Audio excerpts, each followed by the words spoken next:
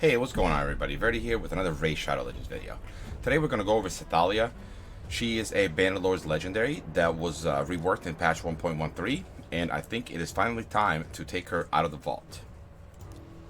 Let's go over her abilities real quick. On her A1, she attacks one enemy and has a 50% chance of placing an HP burn debuff for 2 turns. This is still alright. I wish that they gave her two hits here, but it's still pretty decent HP burn on A1.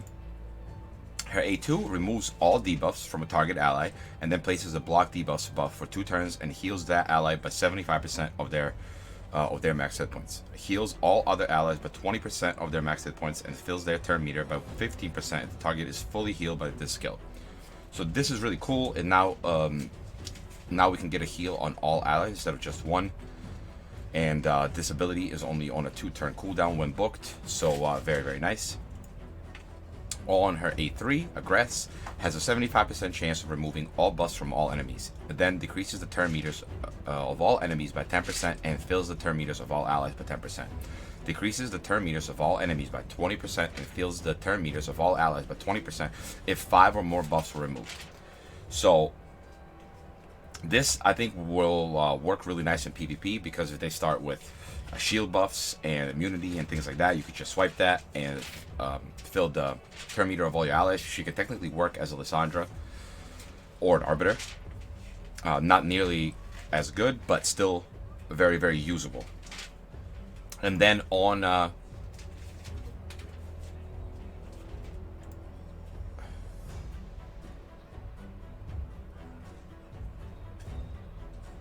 it is also very good on dungeon waves, because it will allow you to control them, kind of like Lysandra does with her A3. So I think this is a very, very good move.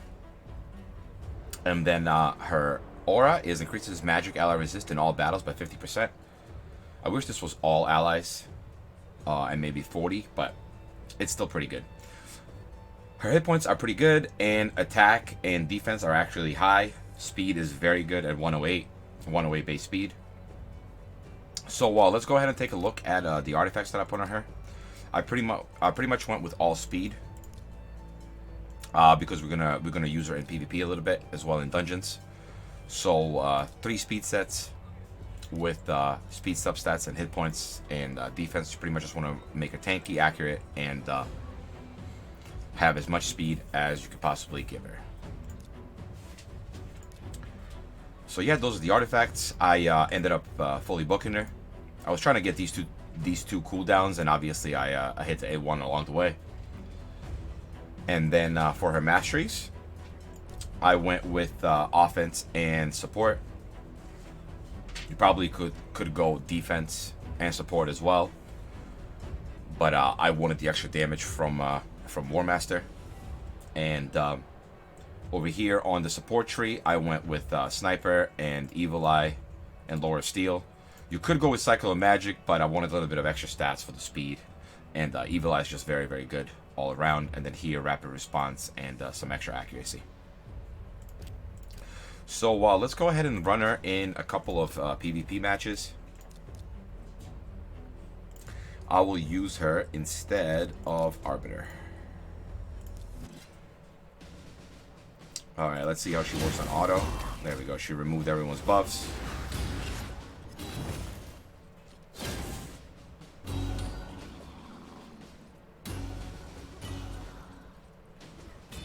I can go ahead and show her speed. She is at like 290 speed, I think. So she's definitely pretty fast. I think we could also pair her with Tormund, because she does place a burn on her A1.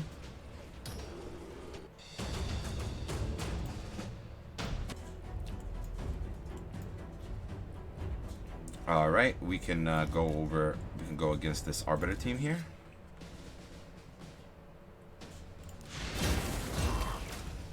So yeah, any shield buffs or anything like that they have on them, she will completely swipe and then reduce their turn meter and boost your turn meter. So I think she's very good in PvP. Okay, and let's fight this team as well.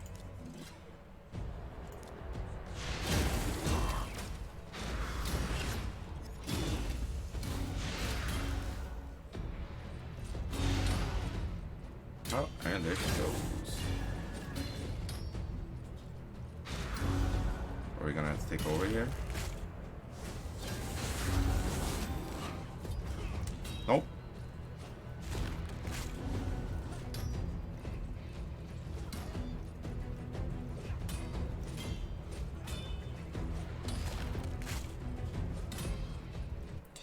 Alright, and perfect. Alright, and then let's do one more match here. They have Krisk, so they should have a bunch of buffs up. And let's run that on auto. See, look at that. Perfect. Even if they were really fast and they started with Krisk, Sethallia would still do a really, really good job there. So yeah, I think that she's definitely very, very good for Arena, especially for those people who don't have Lissandra and Arbiter. All right, let's go ahead and run her in some dungeons. I'm running her. I ran her with Torment because it was pretty funny when she landed the HP burn with A1. Let's see if we can get that to happen. But if it doesn't happen, see that right there? She decreased the turn meter, so she helps you control the waves because they won't go nearly as often. And she boosts your team up and removes debuffs. Also, on top of that, here, if Apothecary gets a speed boost off, she will swipe that from them. So, honestly, this is useful in every dungeon wave.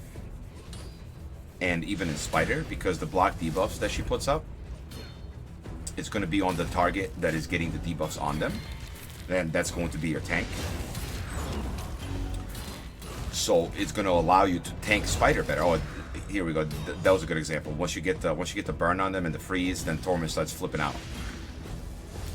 But yeah, if she places, she's pretty much going to be placing the block debuffs on your Spider tank, and that's going to allow you to live longer because you're not going to have to worry about as much resistance and as much poison damage as you normally would.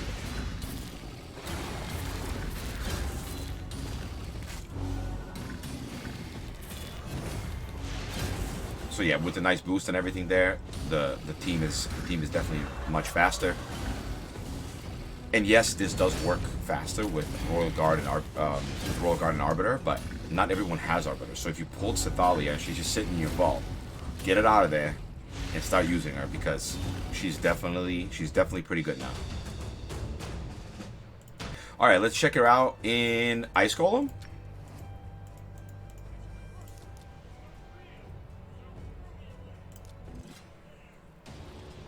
So I'm kind of running Reliquary and her for the heals and the remove buffs and things like that. I don't really have like a super weak team to set up, so I can maybe showcase her a little bit better. But this is nice because she's going to swipe these buffs now. Normally these mobs are a pain in the butt because they put up the block debuffs and you can't do anything. You can't put defense down on them, attack down, no poison. And on the second wave here, when they put up reflect damage, it will also work nicely because she will remove that as well. Evil Eye works as a mastery really nice because it allows you to decrease the target turn meter on the first hit on each enemy, and that's definitely very useful in PvP, PvE, everything. So yeah, not having the reflect damage there allows Royal Guard to survive. And then even if he doesn't survive for some reason, we have Reliquary tended to pick her back up.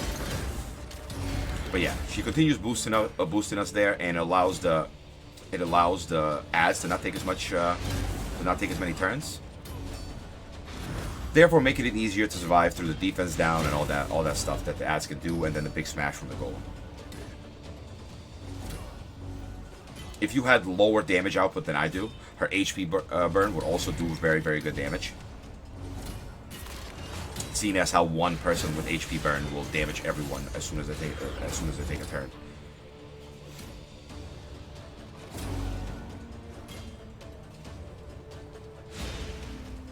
All right, and almost done here with this dungeon. And then the last dungeon we're gonna go show is Spider. We're going to talk. Oh, I'm going to show how that block debuffs works and increase turn meter helps us increase and decrease turn meter, helps us control the spider and the spiderlings. Ouch.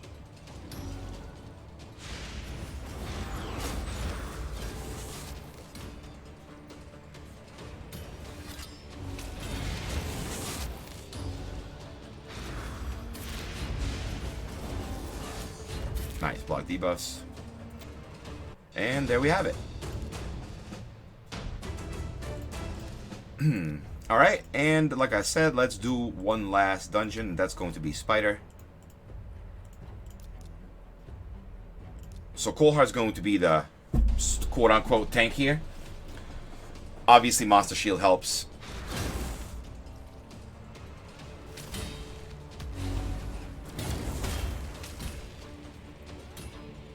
Alright, we got the HP burn, but we don't really want the spider taking damage.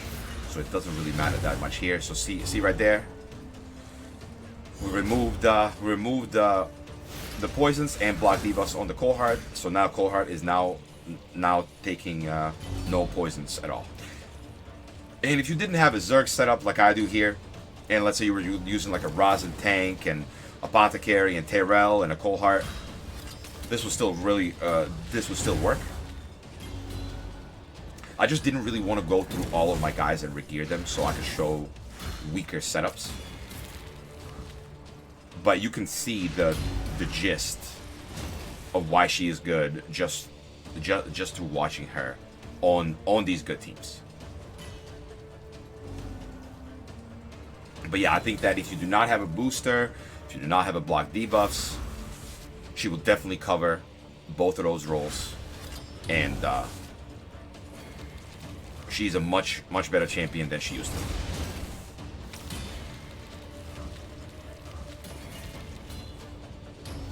I think we're gonna have his block debuffs here soon. No. Spider's dead. Alright. And that's it. We showed her in dungeons. We showed her in arena. Let's go ahead and take a look at her artifacts real quick again. All speed, accuracy, and tankiness. So that way she does not die. And the faster she goes, the more chances she will have to do the boost and all that good stuff for us. And obviously in arena, she needs to go first. Masteries, like I said before, we went with War Master straight down. And Sniper, Evil Eye, Lower Steel, and some accuracy. Her total stats, she is booked. And her total stats, 289 speed, 222 accuracy, and then nice hit points and defense here. Alright, I think that's going to do it for today's video, guys. Please leave a like and subscribe, and I'll see you all in the next one. Peace.